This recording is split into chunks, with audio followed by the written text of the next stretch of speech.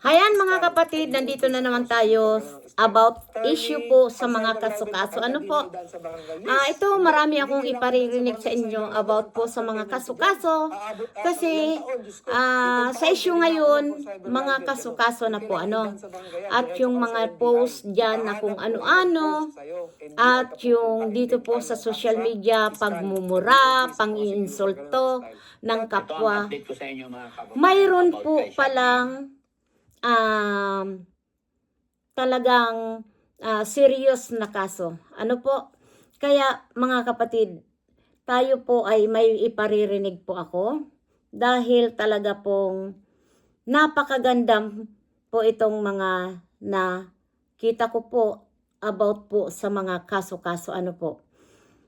Dito po ay talagang nakakatakot po. Pakinggan po natin. Attorney, pag cyber libel ba kahit na di na idaan sa barangay? Yes! Hindi kailangan idaan sa barangay yung cyber libel. Ang taas ng penalty dyan. Aabot at ang ilang taon, Diyos ko. 7 taon, pwedeng makulong for cyber libel, ganun. Hindi kailangan idaan sa barangay. Diretso ka na sa NBI. Ipahanap mo yung nag-post sa'yo. NBI ka pupunta and then file ng kaso sa piskal, sa DOJ, sa prosecutor, ganun ang style. Attorney, pag cyber... Ayan, yan, isa sa mga napaparinig ko po sa inyo. At ito po.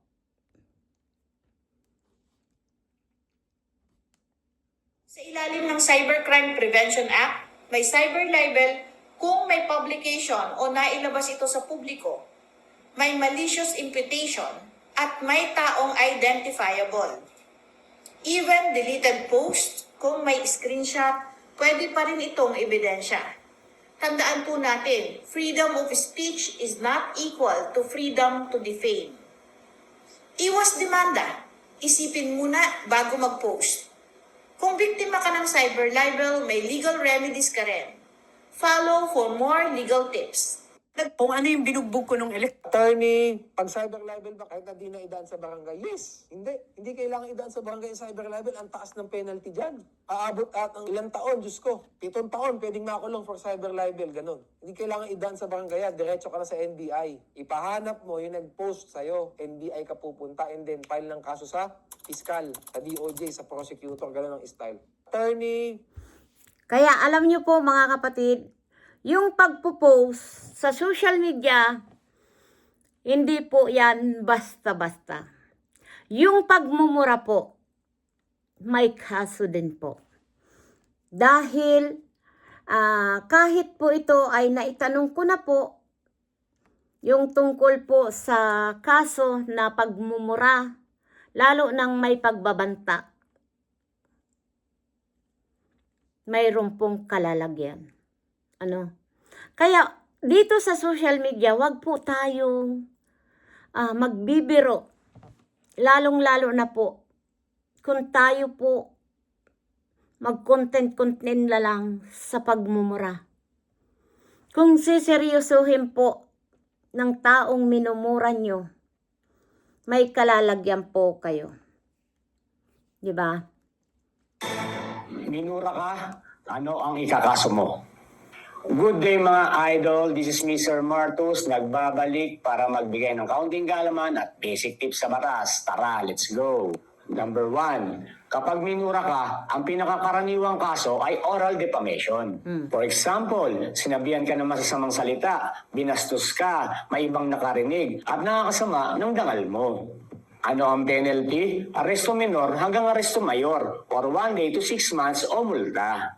Number 2, grave oral defamation. Mas mabigat na anyo kapag sobrang bastos o malalang mura na. Yung nakakaya na sobra, nakakasira na ng reputasyon, yung malakas, tapos sinasadya pa, tapos sa pampublikong lugar pa ito sinabi. Sa Ano social ang penalty? media. Mas mataas ito sa simple slander. Number 3, unjust vexation. Ito naman po yung hindi sobrang mura, pero nakakainis, nakakapahiya, at mapanulsul ng gulo. Hindi diretsong mura, pero pambabastos, pwede mo pa rin itong ireklamo.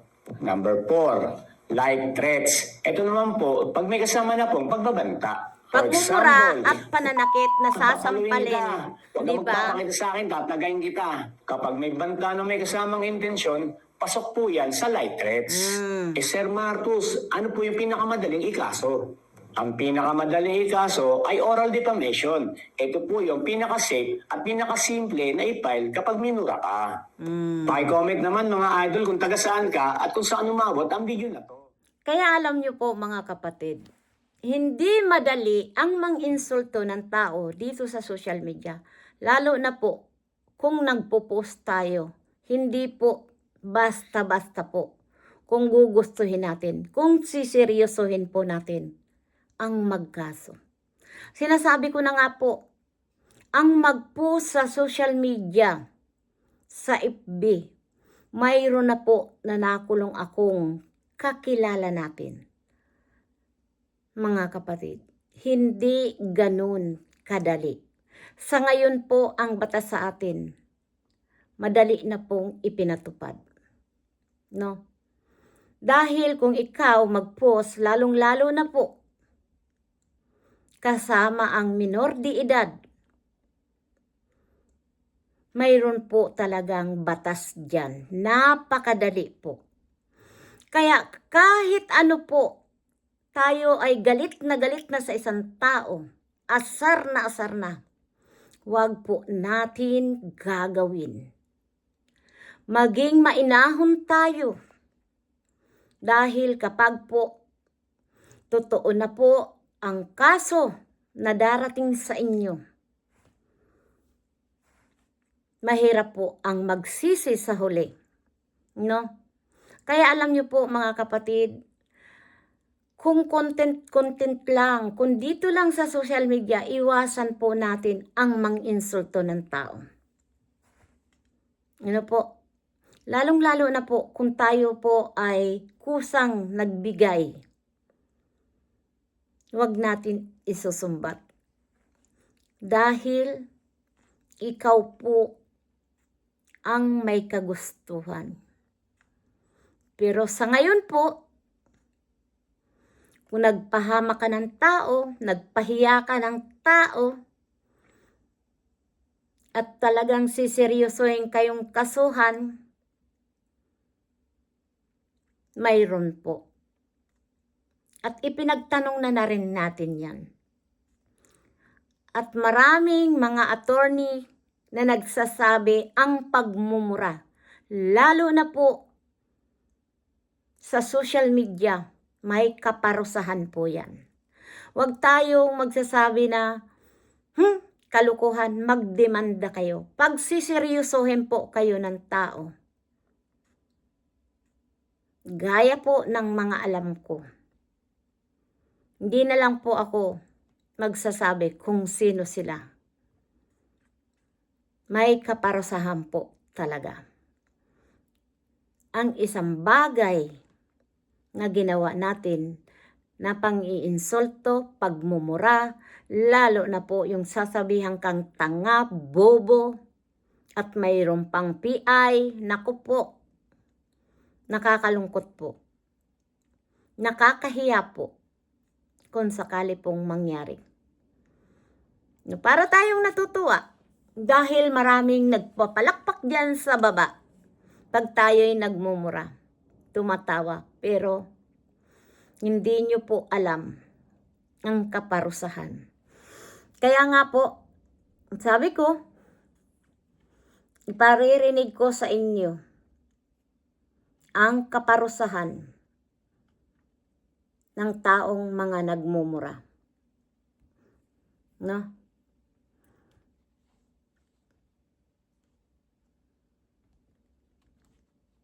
Kaya, pakinggan nyo po. Ang online libel ay pinaparusahan sa ilalim ng Section 4C4 ng Republic Act 10175 o ang Cybercrime Prevention Act. Ang online libel ay tumutukoy sa mga malisyosong pahayag na nakakasira ng puri, kasama ang pagpapakalat ng kasinungalingan at malisyosong pagbibintang ng walang patunay na ipinopost sa social media o gamit ang social world gaya ng Facebook. Upang patunayan ang kasong online libel, kailangan mo lamang ipresenta ang 4 na elemento nito. Una, ang malisyosong pahayag o defamatory statement. Ito'y kasinungalingan, pagpapakalat ng malisyosong pagbibintang na walang ebidensya. Pangalawa, identity. Mapatunayan mo na ikaw ang tinutukoy ng post na ito, may pangalan mo, may larawan mo, pasok yan. Kung wala namang pagkakakilanlan pero may sapat na description at ikaw yung pinagtautamaan, pasok yan sa online libel. Dapat mo rin patunayan na ang pahayag na ito ay may intensyong sirain ang iyong reputasyon o pagkatao. At bilang panghuli, ito dapat ay naipakalat sa pamamagitan ng internet o mga social media platforms. Pag yung 4 na yan, pumasok, kulong yan.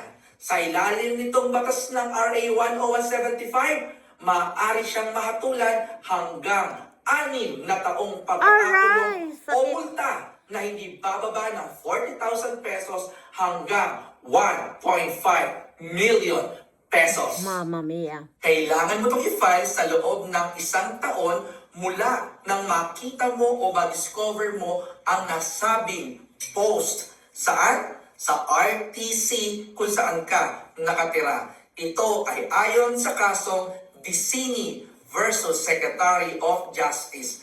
Kaya para sa lahat, think before you click. Ayan mga kapatid, kaya sinasabi ko sa inyo, hindi madali po ang kaso. Kaya wag po tayo mamimihasa sa pang-iinsulto ng tao.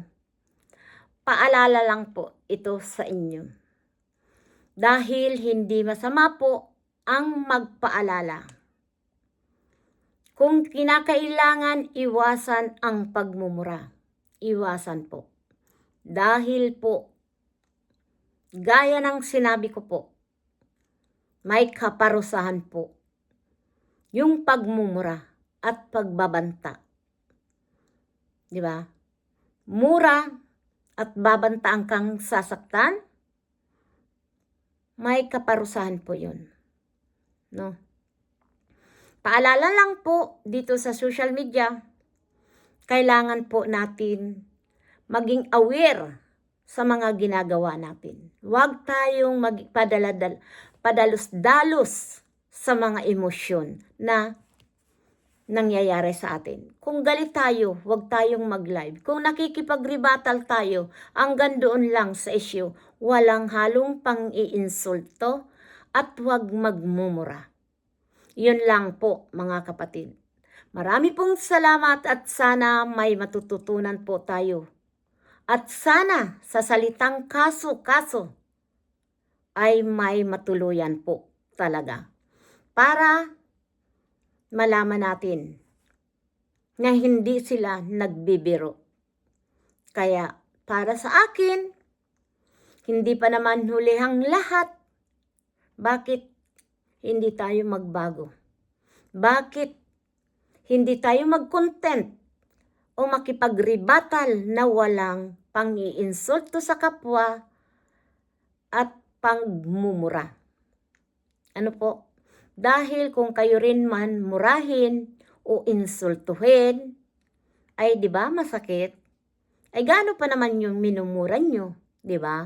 Kaya hanggang dito na lang mga kapatid, ito po ang mga kaso-kaso. Sana may matuluyan na lang talaga po. Dahil nakaka-rende na rin po yung puro pananakot po sa atin. Ano po? Kaya maraming salamat po at suportahan po natin Ruel of Malalag, Richelle Morales at ang Ruboys po at yakapin po natin si Daddy Frankie, isa sa mga mabubuting charity vlogger na tumutulong po sa may mga depression at talaga na dumadamay sa mga depression. Ano po? Hanggang dito lang. Bye-bye. We love you so much sa mga viewers na nagmamahal kay Malo de los Santos. We love you so much. Thank you so much sa inyo. At dito sa Rochelle Community, thank you so much. Bye-bye.